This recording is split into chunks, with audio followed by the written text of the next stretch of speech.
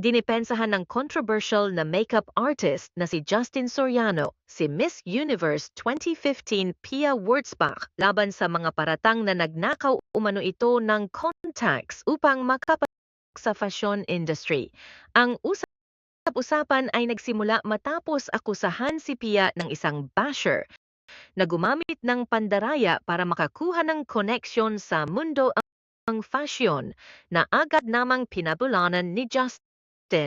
Sa isang Instagram comment sa post ni Pia, sumagot si Justin sa akusasyon ng basher at ipinaliwanag na ang mga naturang paratang ay walang basehan at pawang mga chismis lamang na may layuning magdulot ng galit laban sa beauty queen actress. Anya, Pia never ever stole any contacts or whatever, especially us, her glam team. Nilinaw ni Justin na matagal nang konektado si Pia sa fashion industry at hindi na ito nanggangailangan ng anumang pandaraya upang makuha ang mga oportunidad.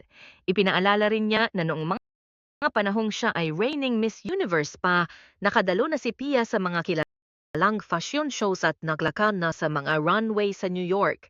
Ayon pa sa kanya, she has walked the runway in New York when she was Miss Universe. She already attended a lot of fashion shows in New York way back in 2015. Pinunto pa ni Justin na ang mga isyu ng pandaraya ay gawa-gawa lamang upang maghatid ang hate kay Pia. Sinabi pa niya na sa tuwing lumalabas ang ganitong mga paratang, mas lalo pa umanong nagiging bukas ang mga fashion brands na suportahan sa Pia na pinatutunayan ang kasabihan na what you throw comes back to you. Hindi rin pinalampas ni Justin ang mga paratang na kinuha ni Pia ang mga contact mula sa ibang tao. Ayon sa kanya, malapit ng kaibigan ni Pia ang ilan sa mga bigating personalidad sa fashion industry tulad ni Imran Ahmed at supermodel Natalia Vodyanova na asawa ng Dior executive na si Antoine Arnauld. Kaya naman ipinakasaka ni Justin ang mga akusasyon ng basher.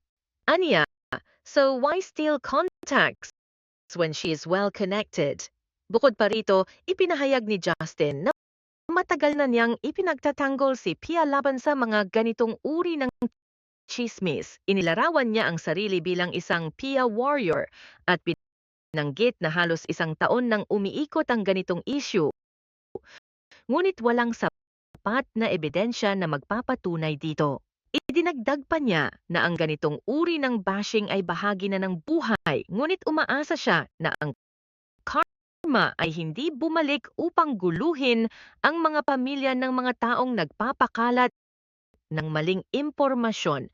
Kung matatandaan, nagkaroon din ng kontrobersya sa pagitan ni Justin at ng kanyang dating kliyente na si Hart Evangelista matapos lumabas ang balitang hindi maganda ang naging trato ng actress sa kanyang glam team. Bukod dito, may mga usap-usapan din na sina Justin at ang hairstylist na si Jack Aguilar ay ginamit umano ang credit card ni Hart hanggang sa maubos ang limit nito para sa kanilang personal na pangangailangan. Bagaman matagal nang lumipas ang isyong ito, wala pa ring malinaw na dahilan sa pagkakalabuan ng kanilang relasyon. Sa kabila ng mga kontrobersyang ito, nananatiling matatag si Pia Wurtzbach at sa tulong ng mga kaibigan at taga-suporta tulad ni Justin Soriano.